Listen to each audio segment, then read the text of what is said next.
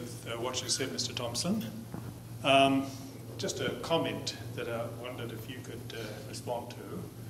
I felt that you played down the national security aspect, but I do think it lurks in this debate somehow or other. Now, people still wonder about it, even though they don't say very much. And I think it's valuable to look at the perspective from a neighbouring country of Australia, a very large populated country, Indonesia. Now, if you look over a reasonable period of time, a considerable period of time, the time in which our settler community has had its impact on this continent, and I'm talking about 200 years odd, and you look at the population at the beginning of the 19th century in Indonesia, the present population of Indonesia is 40 times the 6 million that it was in 1801. They have gone up 40 times. If you look at 1801, the territory that the United States of America now occupies, its population was 6 million in 1801 too. It has gone up 50 times compared with Indonesia's 40. If you look at the territory occupied by the settler community of the Commonwealth of Australia, what is now the Commonwealth of Australia, in 1801, the population of that settler community was 6,000. It has now gone up nearly 4,000 times what it was.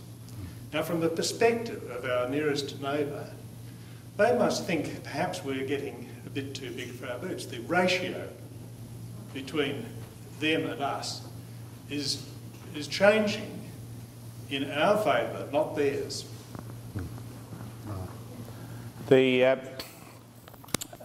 terms of the question of national security, there hasn't been any military report or serious analysis done within Australia that we have military threats from other countries. The fact of our defence relationship with the United States and the status of our military readiness and preparedness is such that, in my view, there is no reasonable prospect of Australia being attacked or invaded in the foreseeable future or any time frame which I can imagine. I believe that the most serious security threats that Australia faces are threats of terrorist attack, and that they are things that we do need to protect ourselves from. And it is very disconcerting to read of people being arrested, charged and in some cases convicted of plans to mount terrorist attacks on Australian soil. And we should do everything we can to safeguard and protect ourselves against such a thing, and I believe that the policies that I put forward are helpful rather than unhelpful in that regard. You still rough for more questions? Okay,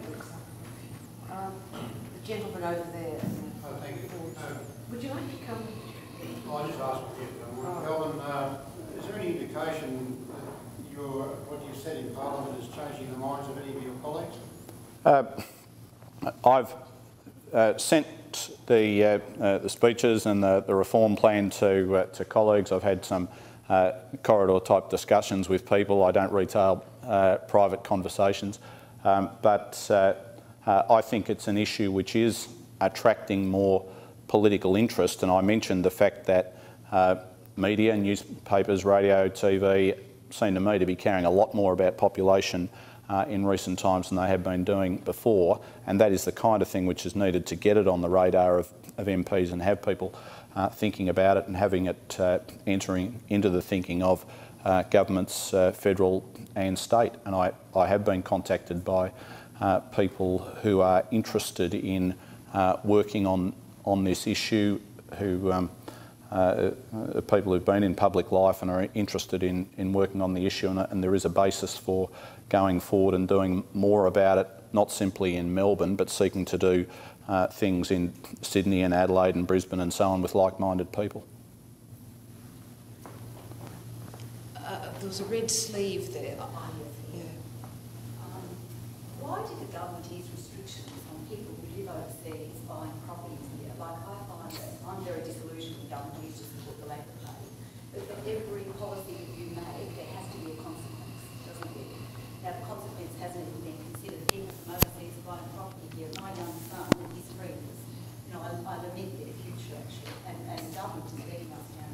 This property issue is just a significant issue. And they need a roof over their head and affordable housing. That's the biggest consequence as far as I'm concerned. It's an interesting point which a couple of people have drawn to my attention in recent times, and I am doing some follow-up work in relation to it. I don't have enough information to regard myself as a resident expert, but I agree with you that it is important. It does seem to me that if we have people who are not Australian citizens and residents buying property in Australia, that will tend to push up the price and exacerbate the problem of housing affordability, which I've described and you're clearly aware of. So I am interested in it. Watch this space. Somebody else? You mentioned the Copenhagen Climate Conference very briefly. You may not be aware that Professor Roger Short of Melbourne University and the Bixby Group in California, UCLA, are going to present a paper at the conference in which they will show the most cost-effective way to reduce carbon emissions is to provide family planning to the 300 million women who lack it. I don't expect to see much.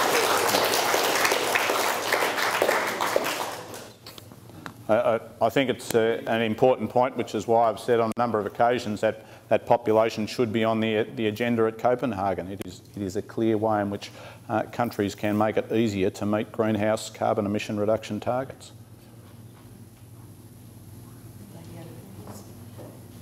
I'm sorry, what I've got to say is very simplistic. I'm already seeing the result of a lot of people coming into the country very quickly without education, health, everything to be addressed.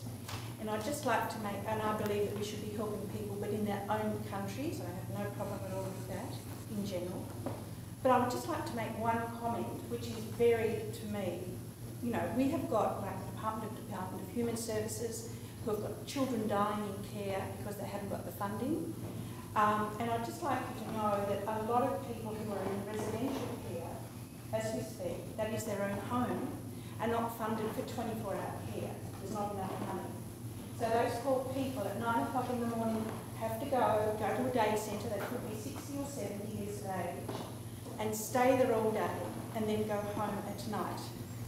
If you have any migrant coming into this country or any vulnerable, any other general community person going into a housing department home, being told that they can only stay there till 9 in the morning because of funding, you would have everybody in this country in uproar, but nobody's standing up for those who can't speak for themselves. And we are bringing in people and offering them homes 24 hours a day. So I say, let's look after our own people as well, especially those vulnerable ones. I have this issue of finding places for people, proper residential places for people in my immediate family. So I'm very conscious of it and mindful of it. And in terms of providing assistance to those less fortunate, I have said we should meet the United Nations target in terms of overseas aid. The United Nations target is 0.7% of gross national income to go in the shape of overseas aid. Australia is at 0.35 at the moment, so we're halfway to the UN target. Federal Labor has committed to going to 0.5, and I think we should meet that target. It is clear that will do more good for more people, taking that approach, and that idea is not original to me. Barry Jones chaired a parliamentary inquiry into population a couple of decades ago which made exactly the same point.